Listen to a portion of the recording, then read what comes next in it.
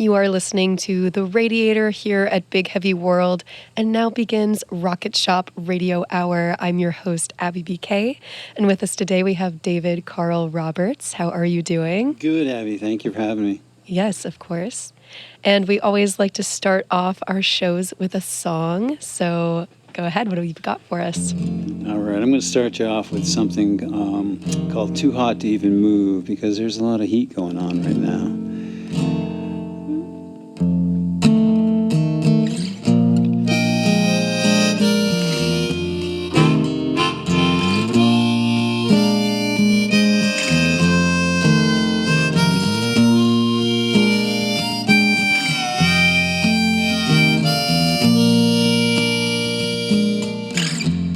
Too hot to even move, makes it kinda hard to find my groove. But a habit, don't you know, starts with the tapping of those toes. Soon there will be happy feet now everywhere. Hey, yeah, let down your hair.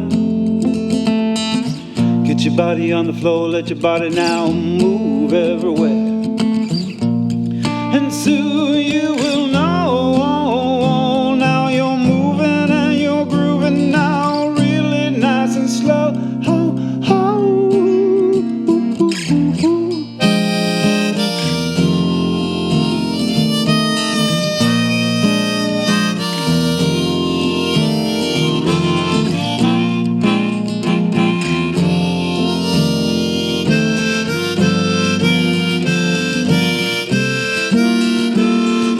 Can't make hay if the sun don't shine. You just got to make your mind up. Let your body move, and soon you find now you're right back there. Yeah, you're right back in the groove.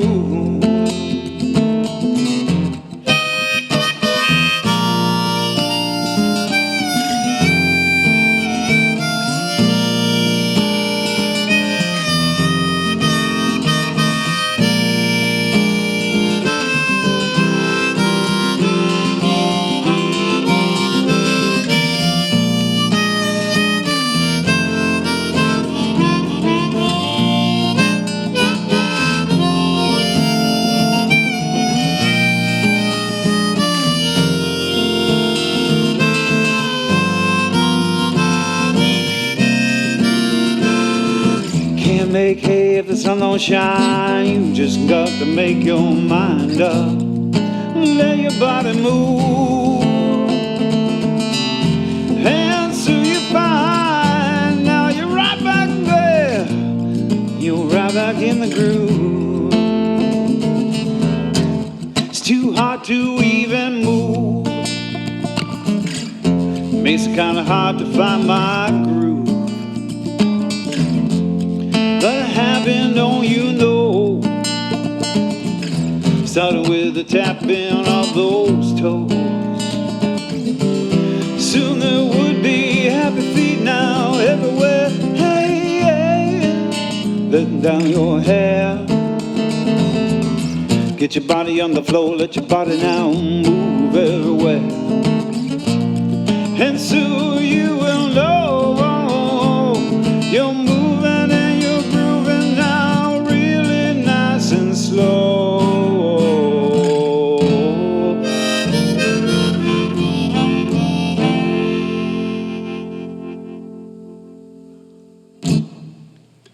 Lovely, David. Karl Roberts there with the perfect song for this hot, humid evening, right? We've been setting some records lately, haven't we, down south? Here in Vermont today, it's getting a little bit sweaty. Yeah, definitely. So you've recently released an EP. I did. Yes. Tell us about that. And it was live recordings. It was a live recording. There's a favorite little place I play in Cabot, Vermont called Harry's Hardware, which is a real life hardware store right on Main Street. And every Saturday evening they do music in their front window. And I decided one day last October to just set up my recording gear when I was playing there, and I took some songs off that and released it in February. And that song right there, "Too Hot to Even Move," is on that album. Wow. So that's all self-produced then, just recording sound, playing live. That's impressive. Just recorded live. I think we just happened to get a good sound that night, and I thought it was great representation. Yeah, amazing. So did you plan in advance that you wanted that live sound for those songs? Not really. I just went through the list of the songs that listened to them all through, and the ones that I didn't mess up on, I was like, okay, I'll take those. I love it. I feel like one thing that I've always appreciated about live recordings is that you see you feel and see the ambiance of a room. Yeah. And the people. So it's fun. It's fun playing those types of rooms too, because it's a real listening room. So it's a kind of place where I knew it wasn't going to be loud in the bar type area. So it was a good place to do that. Definitely. So self-production wise, do you typically record your own music? I do mostly a lot of self-production stuff. I've also recorded other bands for many years. I've been doing this for like 40 years, and I based a long time out of Portland, Maine, where I recorded a lot of bands, and I worked full-time in the music industry. I worked in a guitar shop, and worked doing sound and things like that. Nice. What is kind of like your preference between, do you really enjoy the production, or do you enjoy performing? I like production, but I love performing. I love this process of songwriting. That's what I really love. That's the thing that gets me the most. Is I wake up in the morning and I go right to work trying to write songs. Yeah, I love it. So let's talk about that. What's your songwriting process? How do songs come to you typically? It happens differently all the time, because I think there's no real rule for songs, but most of the time with me it comes with the music first. I kind of sleep with the guitar right in the bed, and I wake up like at 3 in the morning, I grab it and some chords come out, and then sometimes I'm reaching for the phone to try to type out those chords so in the morning I can try to remember them. But then I'll kind of hit a groove, and I'll just work on the arrangement of the chord structure until I get something I'm happy with, and then I kind of sing nonsense over it and get the melody. And I do different things, like I'll take a bunch of National Geographics and I'll just throw them on the floor and take words from the titles of things until I get a sentence. Or I'll read a book and there might be like one line that really sticks out, or something I hear that day walking down the street sticks with me, and then I'll build a song right around that. Wow, I love that. How long does it typically take you to write a song? Do you tend to revisit things, or? There's no easy answer for that, because the ones that come really quickly are few and far between. So most of them get worked and reworked and reworked, and there's like 3 or 4 songs I'm working on right now that are weeks into the process, where I'll keep on changing the arrangements or working on the chord structure, just trying to play with it a little bit until, that right combination and that magic happens. Right. So you said that you chose your songs for the EP kind of based on, I guess, the quality or how you felt about some of the live recordings. There's some favorites that I hadn't. There's a lot of stuff that I write that I haven't released, and so there was a big backlog of stuff, especially during pandemic, that all the different songs that came out that need somewhere to go, and it was either go into a full-blown production or do this live album, and the live album for me made sense, because that's I think sometimes when I play live, I really kind of hit my stride, because when you're in the studio, you're kind of a lot of times locked to that click track, and you're trying to build, a bunch of different instruments on top of each other. Live, and I'm doing a solo thing, I can kind of just float on the songs and use that kind of ambiance. Yeah. Do you feel that this particular EP kind of tells a certain story? Like, what was your vetting process for the vibes of the songs you chose? I don't think so much as a story as I just went through, and the ones that seemed to me that felt good are the ones that I chose. And there were a few songs. The very first song on the album was a song called Hunter's Moon. And that song, I knew I wanted to get a recording of, because I didn't really have one yet. And so that one went on as the number 1 song on there. Okay. And you said that you wrote a good amount of them during COVID? Quite a few. I write a lot of songs, so it's not uncommon for me to in parts of songs. I've got buckets of papers with, parts of songs on them. But not uncommon for me to write somewhere between 20 and 50 songs a year or more, or parts of songs. The ones that actually survive that process, though, and come out to performance are a lot less, It's like once I try songs out in front of people, I kind of get a feel of what's working and what's not working. And some songs just don't work in the live sense, but other ones, they go over well, and that's the ones that tend to survive. Yeah. Did you find that the pandemic helped with, time-wise to kind of be creative, or did it kind of stifle those efforts? I don't know. I think for me, the pandemic happened at a good time because I sustained a hand injury right as the pandemic was starting. So for me, it was a lot of recovery time at that point. Where I had kind of smashed a finger and kind of ripped out my elbow. And so that took me a while to kind of recover from that, which I needed it. And then when we started to come back and all the live streams started to happen, I was kind of back up and running. But yeah, there was a lot of downtime, so there was a lot of time to work on music, or you're playing at the house by yourself, so it wasn't a lot of reflection back from other people. But a lot of songs kind of came out. Yeah, I mean, it's the right time to do it when you can, right? Right. Well, we'd love to hear another song, so go right ahead. Well, I was just talking about Hunter's Moon, which is first song on the Live at Harry's Hardware album. This is a song that I was standing on my deck in the middle of the winter. I've got this second floor deck, and the moon was kind of shining down on Lamoille Valley. And it was about 3 a.m, and I was thinking, what is it that the full moon does that keeps people awake? And for me that night, it was worry. And so I just told myself I got to quit my worrying.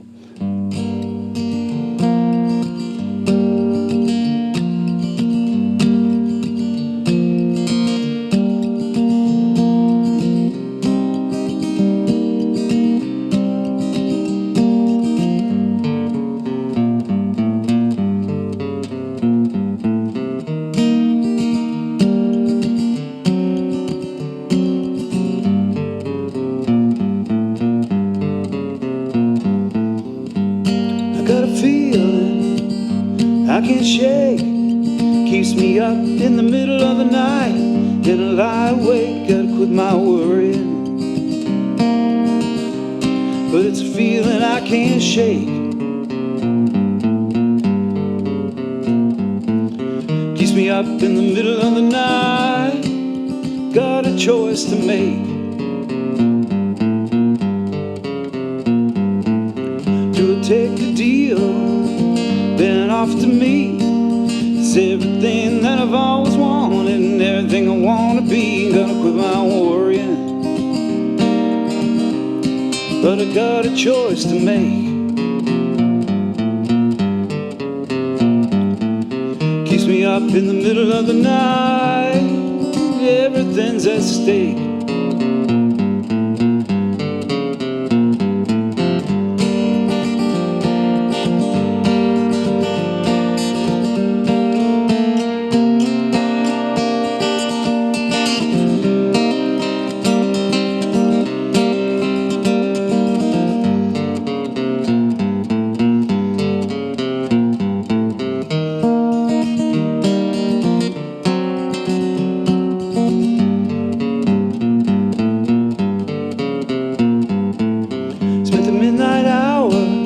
Staring at a hunter's moon.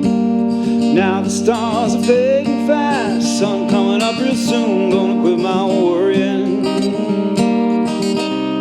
but it's a feeling I can't shake.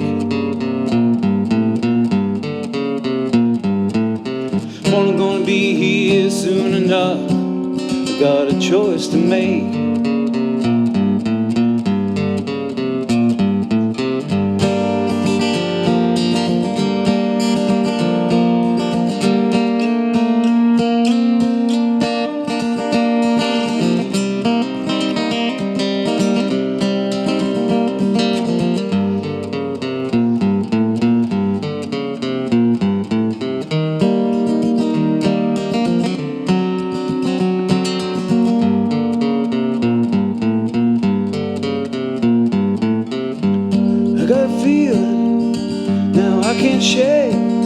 Well, I gotta get a hold of my heart, and I got a choice to make. Gotta quit my worrying,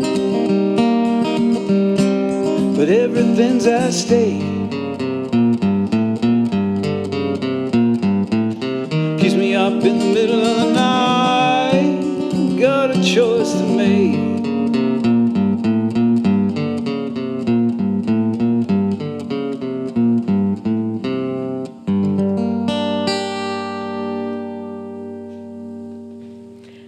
Hunter's Moon, David Karl Roberts. I Hunter's loved Moon. that one. Thank you so much. Yeah, you're very welcome. So, in terms of, I know we covered that you recorded all of your music for the EP. Did you also mix and master the tracks as well? Yeah, and it didn't really require that much mixing and master. I had to, basically I took the tracks and I basically re-EQ'd them, added some compression and some overall reverb, and just kind of, it was easy to do as a solo person. And then to master it, there's a lot of services now that, you can do online mastering and stuff like that. So it's pretty easy process. Yeah, awesome. So I know that you've toured a good bit around New England area and performed, but what would you say in terms of, because we've spoken a bit about like Vermont spaces and the Vermont energy, how do you think that kind of has influenced your sound? There's great rooms everywhere. I'm originally from Vermont. I was born up in the Northeast Kingdom, but I grew up in the state of Maine. And I spent probably like 40 years in the state of Maine. I came back to Vermont about 5 years ago. And the one thing that here in Vermont, there's a pretty big acoustic scene and folk scene. But there's a lot of different styles of music and different scenes all over the place. And I think with anybody who's playing, is if you figure out what your scene is and you find those spots, then you can find places to play. And Vermont has a lot of places where I love to play, these little tiny rooms, places like Harry's Hardware, the Whammy Bar in Calais, places like right here in Burlington, like the Venetian Soda Lounge, which are just really great rooms, very accepting and very community-oriented. Definitely. So are you planning on still touring a bit around New England at this time, or are you focusing more on Vermont? I still play quite a bit around New England. I play a lot in Maine still. I do play a lot in Vermont, but I play in New Hampshire. This week I'll be going down to Poultney at the Poultney Pub on Friday. Next week I'll be at Halverson's on Wednesday for their Courtyard Music Series, which is a benefit series which happens to be benefiting Big Heavy World next week on August 2nd. And you can find me playing at breweries or listening rooms or little spots all over the place. Yeah, lovely. So you've opened for some pretty like big names as well. I've had some opportunities in my life. When I was living in Portland, I had a lot of chances to play in a lot of the bigger clubs, opening for a lot of different old super groups. People like Fairport Convention or Hot Tuna, Dave Bromberg. Did shows with rock shows. I used to play the Boston rock scene quite a bit too with different bands, and so I kind of grew up in that whole. I was kind of the acoustic punk of Portland for a while. I was the Billy Bragg, I was the guy that fit into the punk scene, but I was the long-haired kid with an acoustic guitar. And I think, I worked my way, so I was working full-time in the industry, working at a nightclub, working at a guitar shop, and through those contacts, I just met a lot of people. There you go. Any particular bands or memories from some of those days that truly stick out?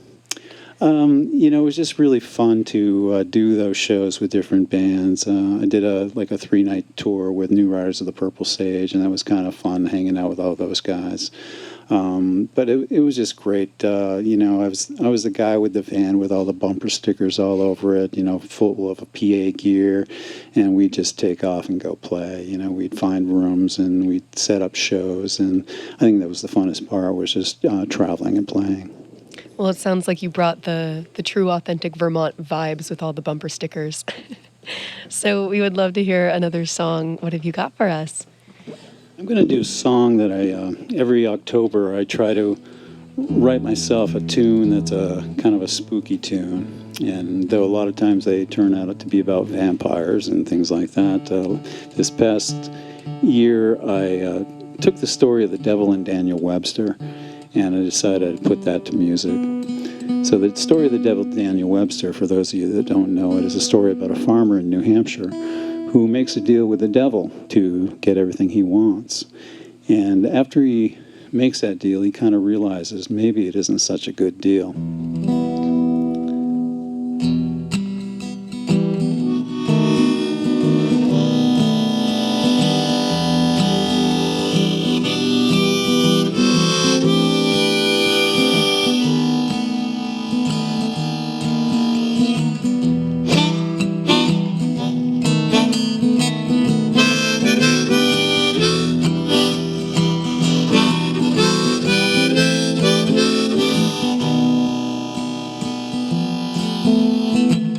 Well, the devil said to me, I get everything that you need. No need to philosophize, just keep looking in my eyes. You know now you want more, don't you want to know what's in store? Come on boy, now let's make a deal. Get what you want, your soul I steal.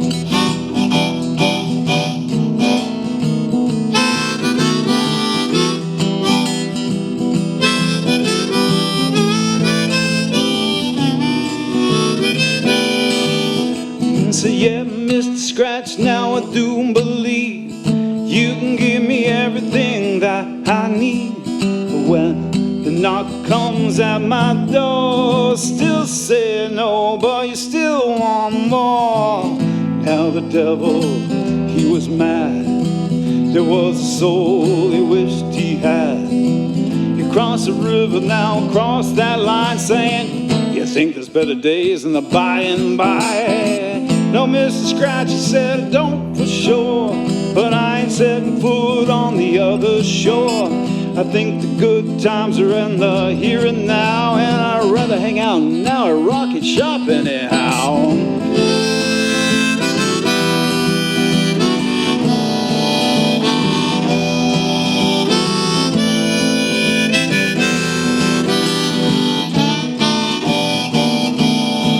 Well, the devil now, he was mine. There was a soul now wished he had. He crossed the river now, cross that line saying, you think it's yours, but it's really mine.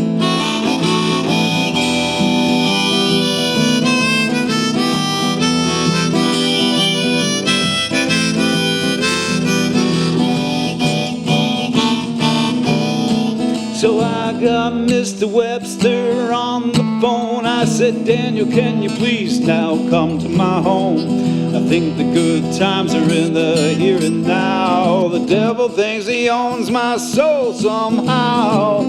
Midnight trial, cards are stacked. All that's good is under attack. But in the freshness of morning, the verdict came in. The devil got the boo, now Daniel did win.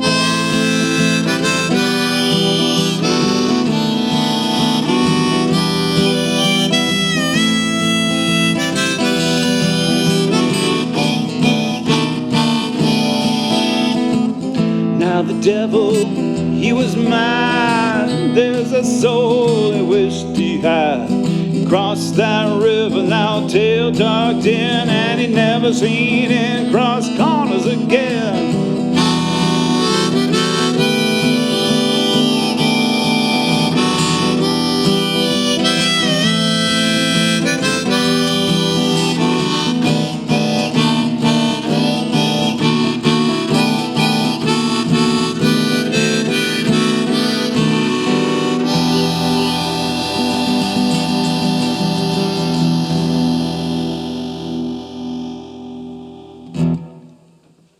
Karl Roberts, thank you for the story background on that one. I enjoyed knowing the background for Thank sure. you. Yeah, it's an old traditional story. Yeah, definitely. So in terms of your upcoming projects. What are you working on? What's in store for the future? Well, it's about time to start doing some more recording. So as soon as I can find some time, a nice quiet place. I've got a big barn that it's got a nice loft that I work out of, but it's not always unnoisy because I'm right beside Route 100. So I have to wait for a lot of times in the middle of the night to do some recording.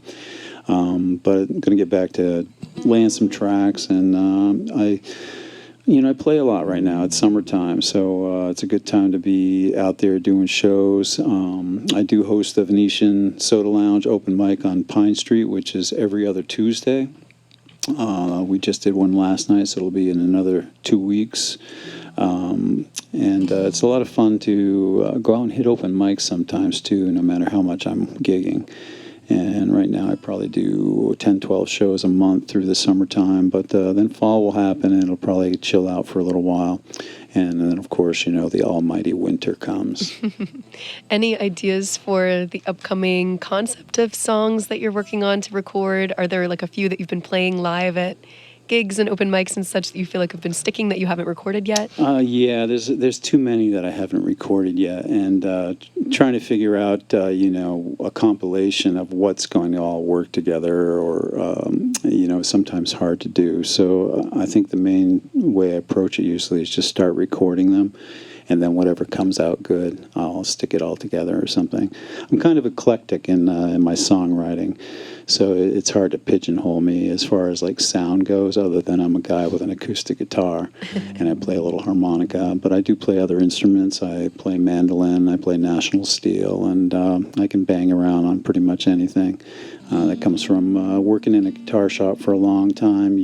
Anything comes in, you got to figure it out, Yeah, so in terms of your involvement with the Venetian Soda Lounge, how did you kind of get into that there, and how has it been sort of supporting the local music scene and the community in that way? The songwriter open mic there, which happens on every other Tuesday, is such a great family of people. And I've been involved in various open mic scenes, back in Maine, and I hit a lot of them, so I know the ones I like and the ones I don't like to go to.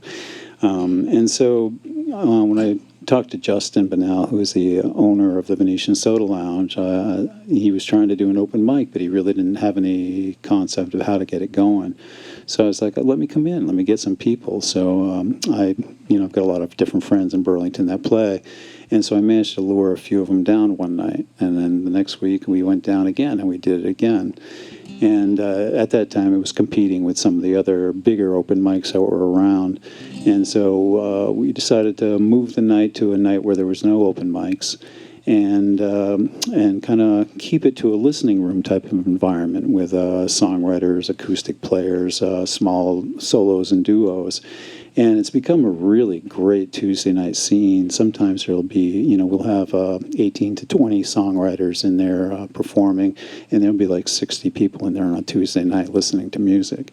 And it's pretty cool to see it grow from November when we started to now, where it's a very regular thing, very competitive to get on the list.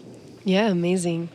So at the end of our shows here on Rocket Shop, we always give you the chance again just to remind listeners of your upcoming gigs and also where to find you on socials, your website, etc. So feel free to plug all of the good things right now.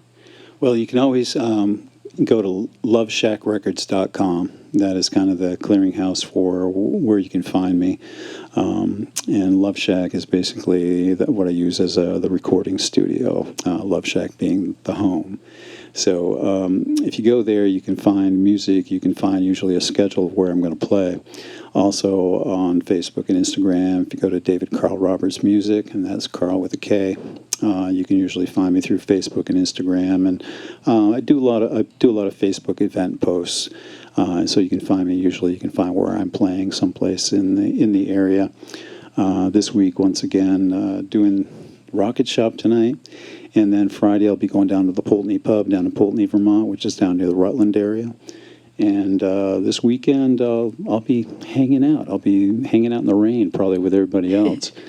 And next week, Wednesday at Halverson's on Church Street in Burlington for the benefit for Big Heavy World. which hosts Rocket Shop right here. So everybody come on down, and Wednesday night, 6:30 to 9 o'clock. We'll raise some money to make sure that Big Heavy World keeps going. And you know, well, I can't remember where else I'm playing next week, but I know it's someplace. Oh, I'm playing Lost Nation out in Morrisville on Wednesday next week, and I'll be back in Portland, I think, the week after that. Perfect. Well, thank you for sharing. And once again, thanks for supporting us here at Big Heavy World as well. But we would love to hear your last song of the evening, so go right ahead. All right, this song here doesn't fit in with the season because it has to do with snow. This is called Like Driving on Snow. And this song came about because I was hanging out at Foam Brewers last winter, or maybe it was the winter before. I was hanging out with Stephen Yardley, who's a young sound guy here in town. A lot of people know Steve. But we were talking about following your bliss because obviously during pandemic, a lot of the young people had a hard time kind of dealing with not having gigs for a while. But I've had to reinvent myself several times as far as bands or solo acts, and I know there's clubs closed down, you know, managers change. It's hard to keep a career going sometimes because you run across those brick walls. And so we had a heart-to-heart talk about following your bliss, and then right afterwards I drove home in a snowstorm. And when I got home, I wrote this.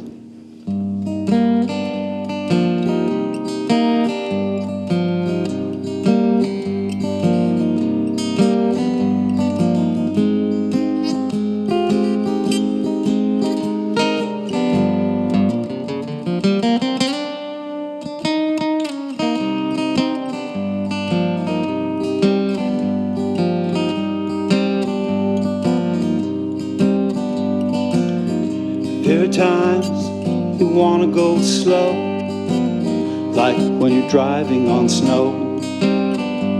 It's a long road, a hard road, a high road, a low road, a tough road to hoe.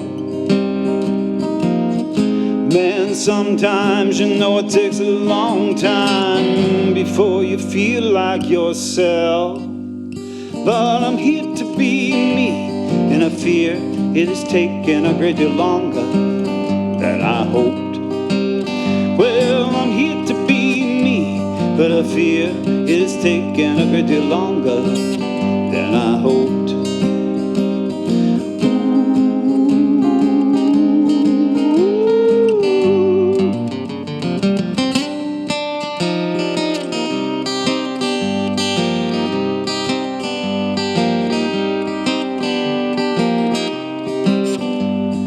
Twists and turns, and every time you learn something new about your soul. And no one wants to hurt. What is the word that I keep searching for? Man, sometimes it takes a long time before you feel like yourself. I'm here to be me, but I fear it has taken a great deal longer than I hoped. Yeah, I'm here to be me, but I fear it has taken a great deal longer than I hoped.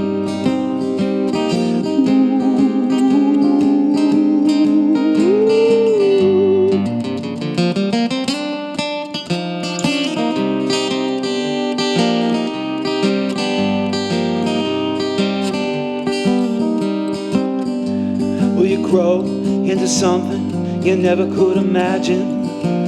You're looking back on your dreams, and every day's a new one. Nothing is ever really now quite what it seems. Man, sometimes you know it takes a long time before you feel like yourself.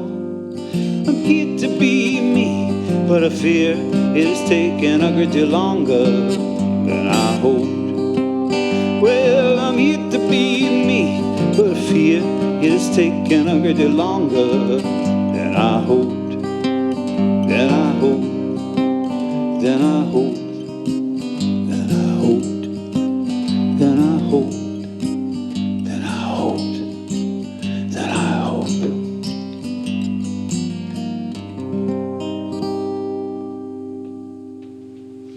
This has been Rocket Shop Radio Hour at Big Heavy World.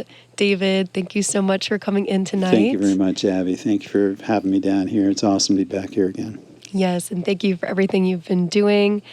And next week here on Rocket Shop, we're taking a brief hiatus. We're prepping for Art Hop, so you won't hear from us for a few weeks here in August, but we will be back soon with some new artists here on Rocket Shop. But as for now, I've been your host, Abby BK, and we wish you a wonderful night. Thank you very much.